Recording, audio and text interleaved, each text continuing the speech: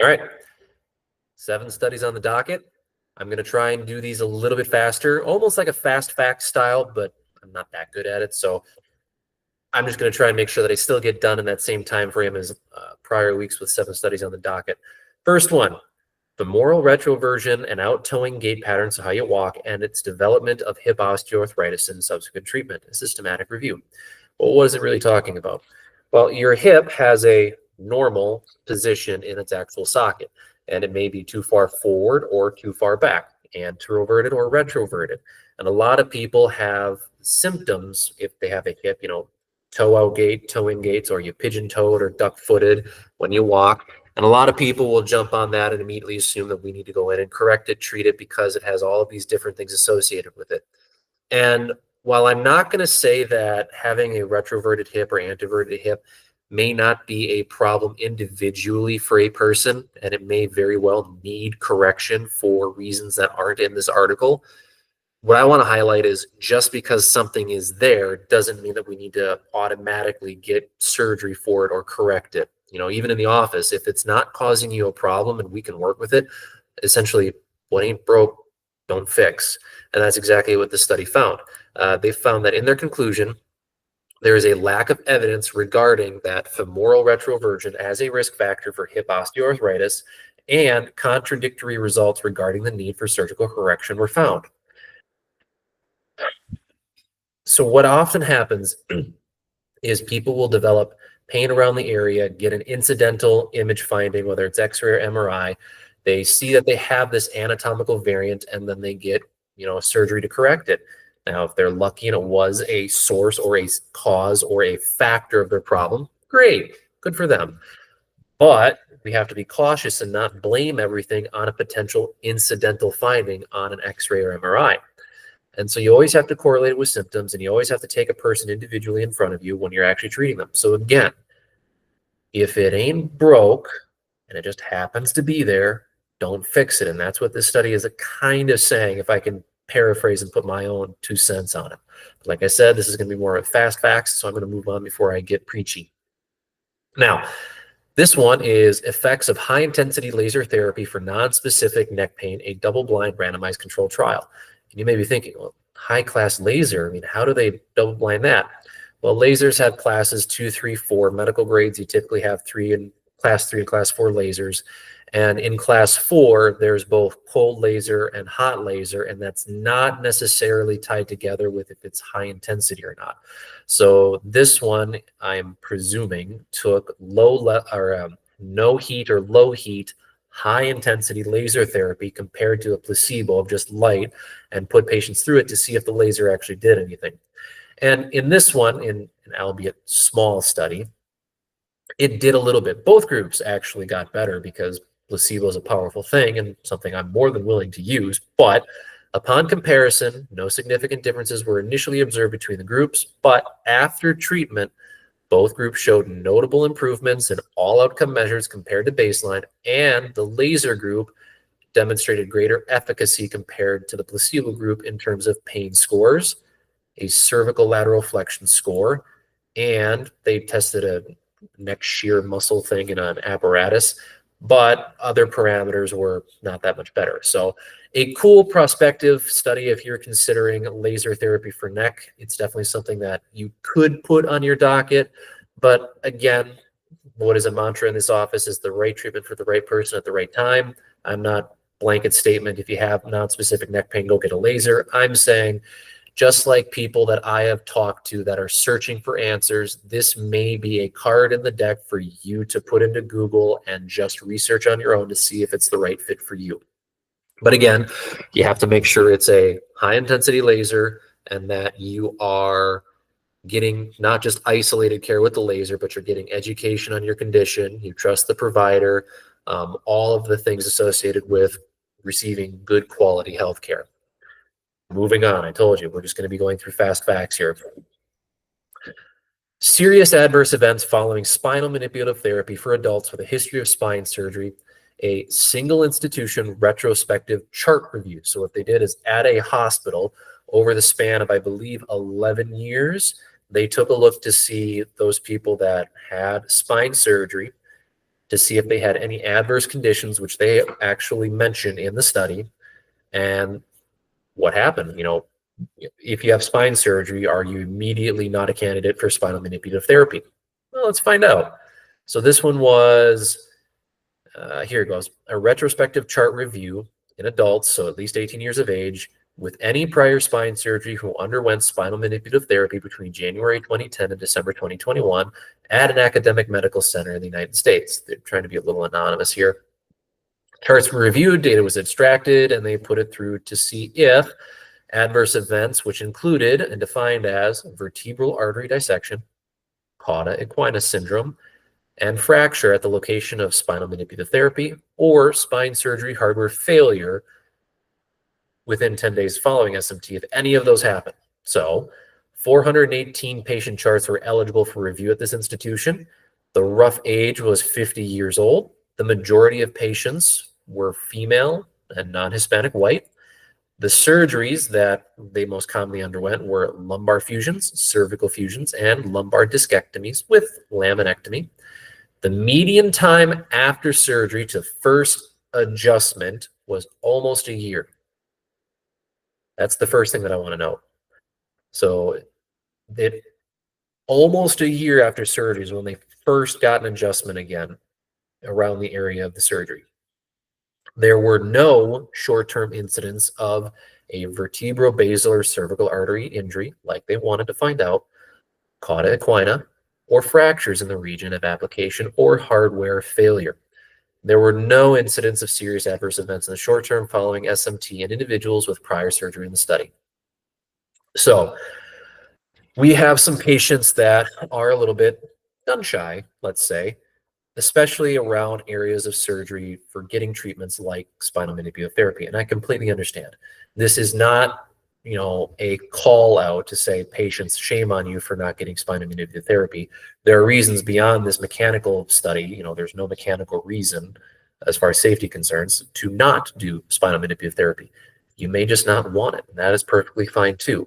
However, if you want it and if it's warranted for your condition, surgery, as highlighted by this study, should not be the indicating or contraindicating factor because you're going to have some adverse event. Oh, my fusion is going to fail. My hardware is going to pop out. I'm going to get more damage. This study is essentially backing up what has already been proposed in that if the surgery was a success and you have to live your life anyway, what I can do if I follow all of the criteria to set up a safe and effective adjustment cannot or should not put any more force into that area than you can do in your day-to-day life. If or done the way that it is taught, a good adjustment should not impart any more force than you could by moving your own body. So if I were to sit in my chair, rotate, even kind of like just hit my back a little bit. We've all done stuff. If I bump my head on the door, that's more force going into my neck than a good adjustment. If I smack my knee on something, that is more force going into that joint than me manipulating it in the way that we are trained to do. So if you've had surgery, now caveat, one thing that I forgot to mention or go back to is that time delay. You obviously need to let the tissues heal and repair post-surgery. If this is one of those things where you had the surgery and then a week later you see me, don't tell me, and I don't do a good job, then obviously things can happen. That is a fresh surgery. The tissue doesn't have its normal level of integrity. That's when things can happen. So this, I think, in part shows it is entirely safe because an appropriate amount of time to allow for healing was implemented, and the fact that if it is done properly, these adjustments should not impart any more force than what you can experience in your day-to-day life. And I haven't really heard of that many surgery failures. Your fusion comes undone, your hardware comes undone because you bumped something. So first, it was my bias to assume that, well, this was going to happen. And now it's neat to see that it's being backed up that, yeah, when done right, when healing times are right, there should be no contraindication to do this therapy so long as it's warranted in these patients. because they had surgery. But again, I can ramble. Let's keep going. Effects of customized orthoses on foot morphology and pressure in patients with accessory navicular syndrome. So a type of foot condition can lead to pain.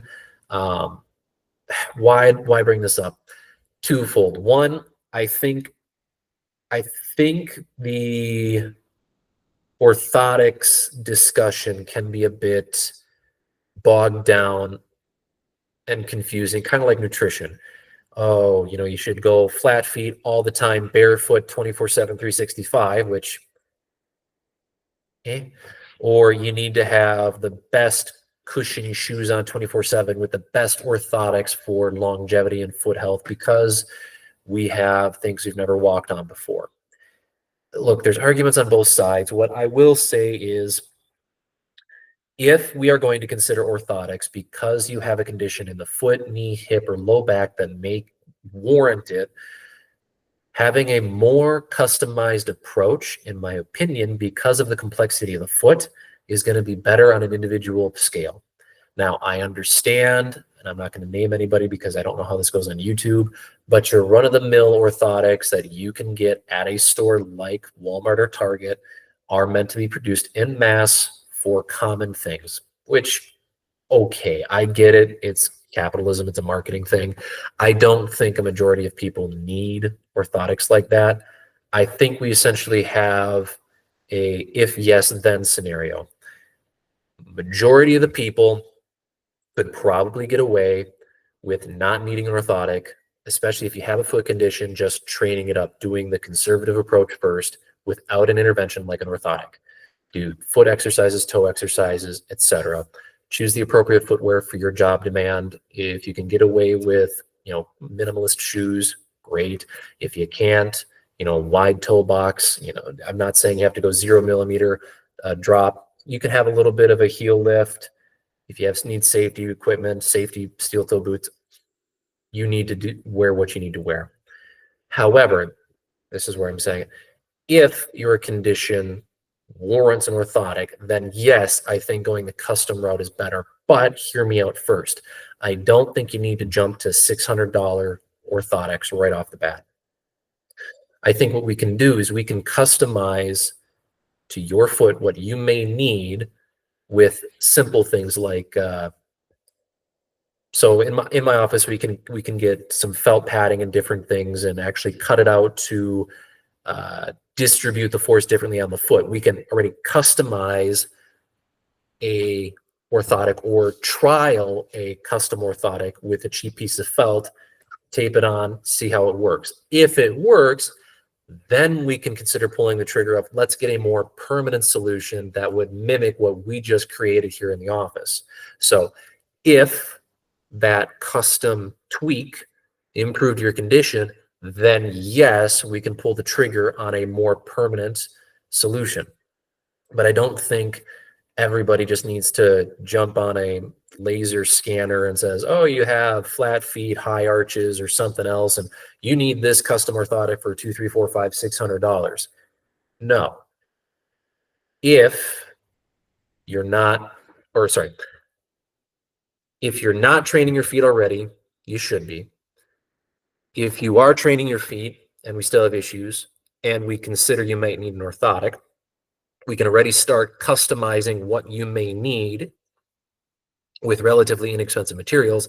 And then if that improves your condition, we can look at the more permanent result. But if not, then we can obviously refer back and forth between maybe a podiatrist or other professional to see, is there another angle that we aren't hitting here, or is there another condition we're not aware of that may improve or need management for you? So that's my 2 cents on it. I've got 3 more studies. Let's go. Bone mineral density and lower back pain. Is there an association? When they looked at this nutritional study from 1999 to 2004, yes, there is. So the data from the National Health and Nutrition Examination Survey basically found that on 2 ends of the spectrum, so it's a U curve, you want a healthy balance of bone mineral density, and that had the lowest incidence in this review of having low back pain. If you had poor bone mineral density, like osteopenia or osteoporosis, you had a higher incidence rate of low back pain. If you had increased or above normal levels of bone mineral density, same thing. So you have this U curve. Balance is a great thing. This is one of those things where you don't want too much or too little. And without getting into it, your bones are constantly turning over through a process where it's build up and breakdown. And the equation is, are we doing, so if we're dealing with bone mineral loss, are we not building fast enough, or are we, remodeling, destroying too quick? If you're laying on too much bone, are you building too fast, or are you not remodeling and destroying fast enough? And the people that are able to balance that equation, that have the quote healthy norm variables, so healthy bone mineral density, are doing just fine when it comes to low back pain. It's not too surprising to me that if you have a lack of bone mineral density, that you develop low back pain for factors that I can only assume at this point. Some of that could be genetic factors. We know who are predisposed to having bone mineral density loss, and those populations of people have other reasons for developing low back pain. So it could be a direct correlation, maybe not causation. But we could also talk about potential causative factors, or if you have a lack of bone mineral density, maybe your body's trying to protect itself, and that may be amping you up to feel more pain sooner because you're not as robust as what your body would like it to be. But again, it's all speculation on my end. Now, on the other end, the bone mineral excess could be a pathology. So we could be dealing with various pathologies that can lead to pain. And just other things like that. So it's definitely one of those things where, whether it's a causative reason or a correlated reason, we need to find a healthy balance for bone mineral density, especially for dealing with low back pain. And that's why, per other studies I've seen, we should start screening for bone mineral density sooner than we may think, and we may want to consider it as just a broad population-based screening protocol. So it may be part of your physicals coming up, or if you haven't gotten one yet and you're starting to get over the age of 45, 50, might be worth actually taking a look at your bone mineral density while we can still more easily address it. Now, technically speaking, if we're talking about some of the PhDs researching this, they may want to screen as early as in your 30s, because that's when you have like some of the, it's kind of like when you grow up, everybody talks about, oh, you stop growing when you're 22, 24, 25. Well, all right, in that ballpark too is when you have the greatest chance to lay on bone mineral. So during this end stage of growth is when your body kind of figures out, and again, I'm paraphrasing some of the researchers here, not in this study, other ones that I've seen and heard and listened to. But at the end of that skeletal growth phase is when your body essentially sets its understanding of where that bone mineral equation, where that balance point is. So we can actually have, hopefully at some point in the future, more public education programs to developing resistance training regimes or habits in our young population to give us the best chance to set a very healthy balance point. And then we can start screening it after 30 is essentially the utopia version of what this could look like. Now, we're not there yet. So right now, the general recommendation is, if you haven't or don't know approximately your bone mineral density, and you're now getting to the age of mid 40s, early 50s, it's worth screening for, because there's still lots that we can do. It's like, again, not doom and gloom, like, oh, I didn't work out until I was in my mid 40s anyway, I'm a helpless case. That's not true. There's a lot that we can do to prevent the loss of bone mineral, or at least reduce the rate you're going to lose your bone mineral density, and make sure that we set you up for truly a long-term, healthy life worth living. And I'm not saying, if you have bone mineral density loss, osteoporosis, or hypertrophy, it's not a life worth living. What I am saying is we can essentially mitigate some of these factors going into your later years of life. But again, I'm starting to get lost for words here, and I'm probably going to say something I shouldn't, or get caught with my foot in my mouth here if I keep going the way I'm going. So we got 2 more studies. Let's see if I can wrap this up succinctly. All right, quercetin in intervertebral disc degeneration. So quercetin is, how do I want to talk about this? Well, let's just keep it in the highlights. So quercetin is something that you may have heard of. It's a common supplement that you can get that's discussed in a myriad of different things. What they find here, and if I'm just keeping it pertinent, is that it seems to target specific types of inflammation that are associated with the disc to mitigate the actual disc degeneration process. So they name some specific factors here, like it inhibits this interleukin inflammation and extracellular matrix degeneration in nucleus pulposus cells. What the heck did I just say? What Latin gibberish did I talk about? The item they were studying inhibits an inflammatory marker and the extracellular matrix. So basically cells, we've heard like mitochondria is the powerhouse of the cell and all that sort of jazz. The cell is a contained unit that has its own infrastructure. What it essentially floats in between cells is this extracellular matrix. Think of like a blood cell in your bloodstream. It's not just a bunch of little, biconcave looking little things. It's with a bunch of other fluid. So they just categorize this stuff as extracellular matrix. There's other things in this network in between cells that quercetin seems to inhibit its degeneration. So you essentially have a healthier environment the cells sit in nucleus pulposus cells. So you have two main types of parts of your disc. You have the middle part, this nucleus pulposus, which is a little bit more mobile.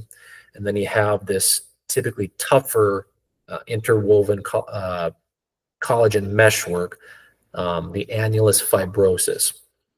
Now, the oversimplified picture of it, and this isn't really how these work, is like a jelly donut. It's a terrible analogy. It's easy for us to picture since I just said that, like, oh yeah, that makes sense.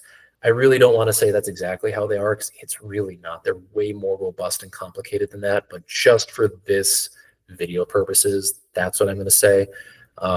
But it's a fascinating actual structure. If you're able to see a live, healthy disc, it's something else. It's not a jelly donut in the slightest. It is very, very different. But that little bit of nuance isn't worth the rest of me talking about in this video. So quercetin reduces inflammation and extracellular degeneration in the nucleus pulposus cells, and it helps eliminate or alleviate intervertebral disc degeneration progression when they studied it in mice. So they purposely created lumbar instability in mice. They supplemented quercetin, and it seemed to alleviate that intervertebral disc degeneration in these mice because they can track, controls how much do their discs degenerate versus quercetin. So this is definitely a prospective study because it's done in vitro and in vitu in mice? In vivo in mice. So definitely something to be worth looking out for in the future to see if there's more studies that back this up and if there's any human trials that take a look at it. I don't know if there will be, but it's one of those that's not super expensive. And if we have somebody dealing with this and they're in pain, and we know that pain is associated with a discogenic type of pain, so coming from the disc, then it may be something like, hey, amongst all the other things that you're going through, maybe just a relatively economic option to consider throwing some quercetin in there because we have these prospective studies.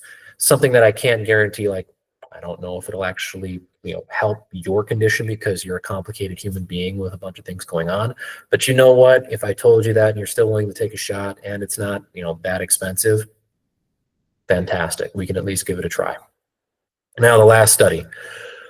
Woo, here we go. The influence of physiotherapeutic interventions in alleviating clinical and psychosocial symptoms in patients with cervical radiculopathy, a systematic review. What the heck is this one? Well, they took a look across the studies, and if we're actually using things like exercise therapy, manual therapy, electrotherapy, etc., and if we're reducing pain, enhancing range of motion, and increasing functional capacity, The neat thing is there also seems to be a positive impact on your psychosocial outcomes by reducing anxiety, depression, and fear avoidance. Again, this is kind of a, well, yeah, that makes sense statement, but this is being backed by systematic reviews. And this is something where they can actually then start asking questions, because with research, you always have to start with asking the right question. There's a lot of research done out there that asked the wrong question or asked a question that was good, came to the wrong conclusion. There's a lot that, as much as I like implementing and utilizing research, it's not something that is infallible, nor is it something that can be discussed without nuance.